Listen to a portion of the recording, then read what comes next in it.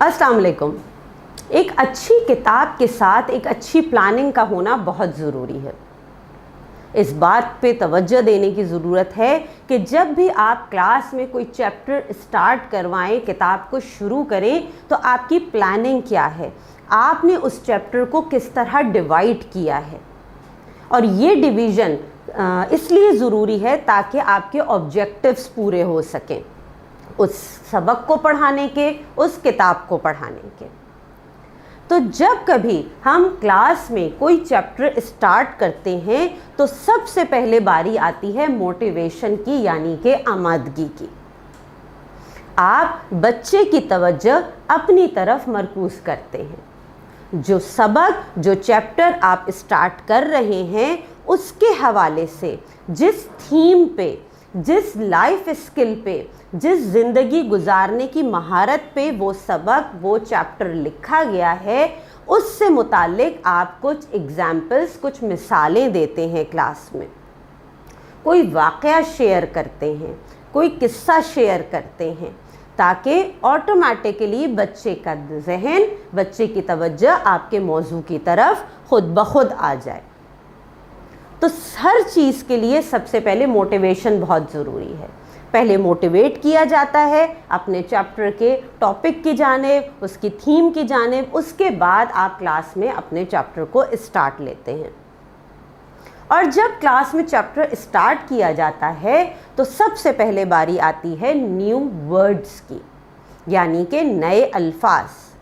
यानी कि सबसे पहले जो आप एक चैप्टर की प्लानिंग बना रहे हैं, उस चैप्टर की प्लानिंग को आप कुछ स्टेप्स में डिवाइड करते हैं और उन स्टेप्स को आप क्लास में फॉलो करते हैं।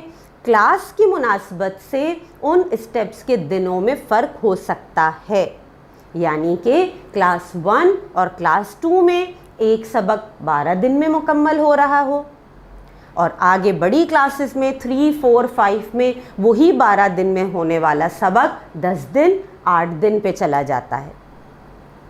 सबसे पहले जो काम है वो है चैप्टर के न्यू वर्ड्स, नए अल्फाज। तरीका ये होता है कि जब आप सबक शुरू करेंगे तो मोटिवेशन के बाद आप सबक का नाम बोर्ड पे लिखते हैं।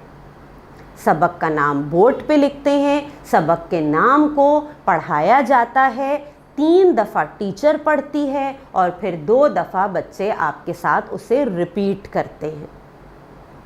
आप किताब से सबक की जो पढ़ाए जाने वाला चैप्टर है उसकी तस्वीर दिखाते हैं, उसके बारे में जो तस्वीर बनी हुई हैं, जो सीन मौजूद है वहाँ पे, उसके बारे में वर्बल ज़बानी डिस्कशन होता है, बच्चों के साथ तबादला ख़याल होता है कि आज हम ये सबक पढ़ने वाले हैं। उसके बाद उस सबक से आप कुछ नए अल्फाज जो आपने निकाले हुए हों पहले से, उन्हें बोर्ड पे इंट्रोड्यूस करवाया जाता है।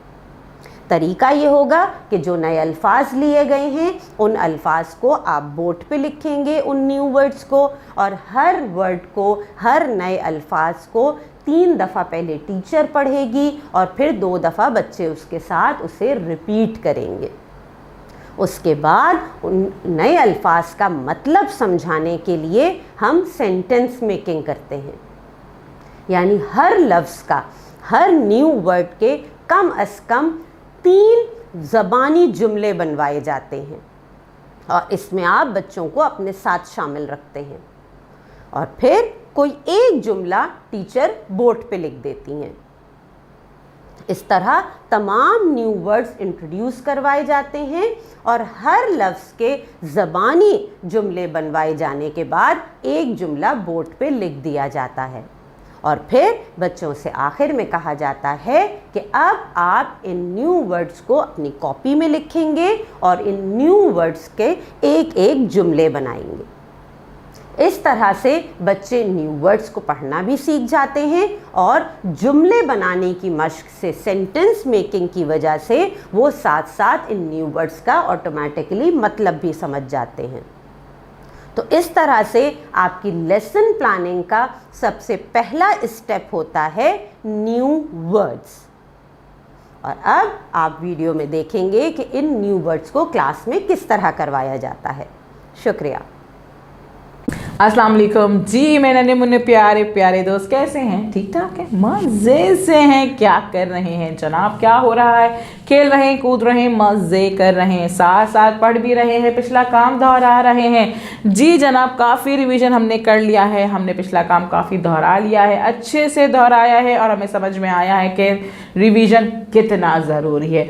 तो जनाब आज क्या करते हैं, आज अपना नया सबक पढ़ते हैं। जी जनाब, आपको सुन के ये बहुत खुशी होगी कि हम अपनी किताब का आज आखिरी सबक शुरू करने जा रहे हैं। जी जनाब, हमने पूरे साल बहुत ही मज़े से, बहुत ही आसानी से मिलकर सारे असबाक पढ़े हैं, उनको रिवाइज़ भी किया है और अब हम आ गए हैं अपने आखिरी सबक पे और आखिरी सबक को भी हम बहुत अच्छे से पढ़ेंगे, समझेंगे और लिखने की प्रैक्टिस करेंगे। ठीक है जनाब, तो जनाब आज क्या करते हैं, अपने सबक को पढ़ते हैं। नहीं भाई, कैसे पढ़ेंगे आज? आपको तो पता है भाई, आप तो प्रैक्टिस में है, आपको ये चीज़ पता है कि जब भी हम कोई सबक पढ़ते हैं तो सबसे पहले उस सबक में मौजूद होते हैं नए अल्फाज, उनको हम समझते हैं, पढ़ते हैं और पता चलता है कि भाई ये नए अल्फाज का मतलब क्या है, मायने क्या हैं, ताकि हमें वो सबक बहुत अच्छे से समझ में आ जाए। क्योंकि जब तक हमें नए नए अल्फाज का मतलब समझ में नहीं आता तो हम सबक कैसे समझ सकते हैं, कैसे एंजॉय कर सकते हैं। तो जनाब हमारा नया सबक है सबक नंबर 11 और इसका नाम है मेरा दोस्त बादल। अरे वाह भाई, अभी तक तो हमारे दोस्तों के नाम होते थे जो कि इंसान होते थे, जैसे आप हैं, मैं हूँ और आपके बहुत सारे दोस्त हैं, लेकिन ये सबक है मेरा दोस्त बादल, यानी कि बादल को दोस्त बना लिया गया है। बादल कैसे दोस्त बना है भाई?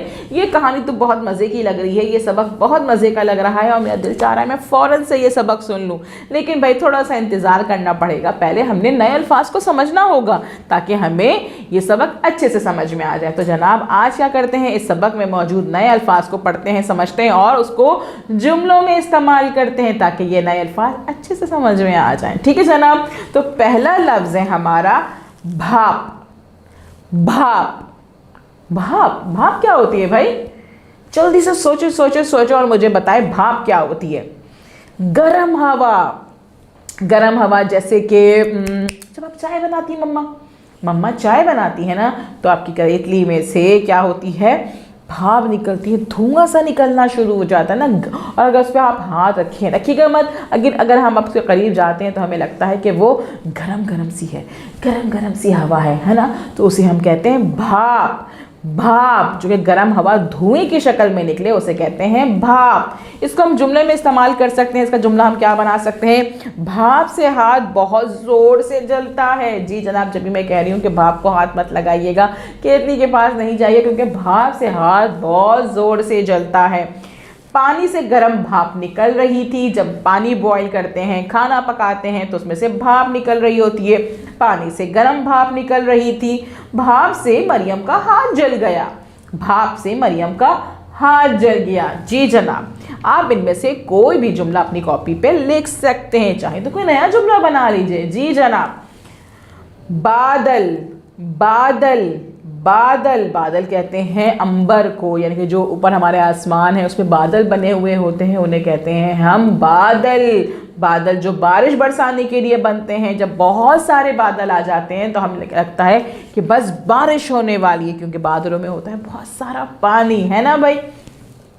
इसका हम जुमला क्या बना सकते हैं, बादल की गरज से बच्चे डर गए।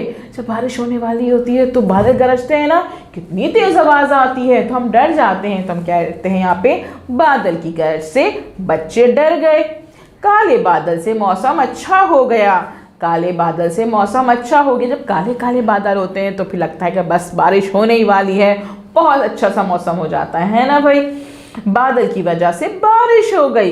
बादल की वजह से बारिश हो गई। जब बहुत सारे बादल आ जाते हैं तो बारिश हो जाती है। बादल की वजह से बारिश हो गई। इनमें से कोई भी जुमला आप अपनी कॉपी पे लिख लीजिए। प्यासा।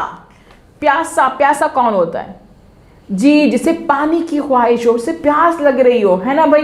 आपको प्यास लग रही है तो आप क्या है, आप प्यासे हैं। मुझे प्यास लग रही है तो मैं प्यासी हूँ। प्यासा प्यासा वो एहसास जिसमें जानवर और इंसानों को ये महसूस हो कि उन्हें पानी चाहिए, पानी पीने से उन्हें सुकून मिलेगा, तो ये होता है एहसास, जिसे कहा जाता है प्यासा।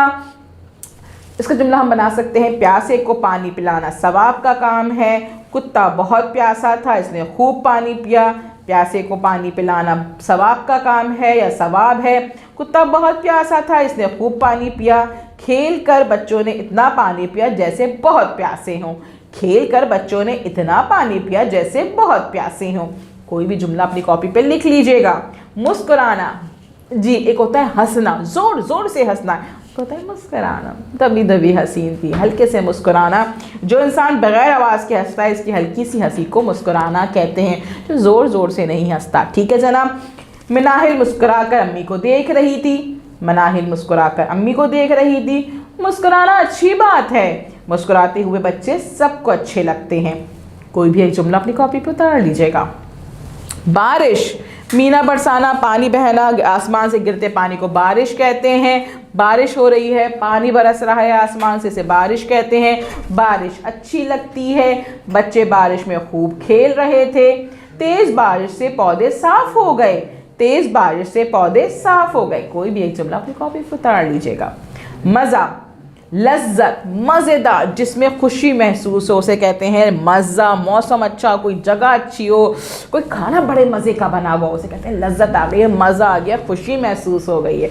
जुमला बनाएंगे। मारिया ने मज़े का केक बनाया। बच्चों को सैर करने में मज़ा आ रहा था। मेरी अम्मी बहुत मज़े का खाना पकाती हैं। इन तीनों जुमलों में से कोई भी एक जुमला आप अपनी कॉपी पे लिख लीजिएगा। ताज़ा, ताज़ा, ताज़ा, भारी, मोटा, ताज़ा, अच्छा, बहुत ज़बरदस्त, बहुत ही अच्छा सा उसे कहते हैं, यानी कि भारी या वज़न में ज़्यादा, या ताज़ा जो मतलब सेहतमंद जो होता है उसे कहते हैं ताज़ा होना। अहमद के घर मोटा ताज़ा मुर्गा है। आज़र इतना मोटा ताज़ा है इससे भागा नहीं जाता। महानूर मोटी ताज़ी है इसलिए जल्दी थक जाती है। तो जनाब हमने क्या किया, आज अपने इस सबक में मौजूद नए अल्फाजों को अच्छे से पढ़ा, समझा, इनको जुमलों में इस्तेमाल किया। अब आपने क्या करना है, वीडियो को बार बार देखना है, अच्छे से देखना है, पढ़ना है, समझना है, काम कंप्लीट करना है। हर अल्फाज के आपने मायने अच्छे से समझ लिए हैं। अब इनका एक एक जुमला आपने अपनी कॉपी पे उतारना है। 3 में से एक जुमला अपनी कॉपी पे उतारिएगा। चाहे तो खुद अपनी मदद से, अपनी बहन भाइयों की मदद से, मम्मा पापा की मदद से कोई नया जुमला बना लीजिएगा और उसके बाद टीचर को काम सेंड कीजिएगा। उन्हें बताइएगा कि हमारा नया सबक शुरू होने वाला है। मेरा दोस्त बादल, उसके नए अल्फाज के हमने जुमले बनाए हैं। काम सेंड कीजिएगा और मेरा इंतज़ार कीजिएगा। कल हम मिलेंगे नए काम के साथ। अल्लाह हाफिज़।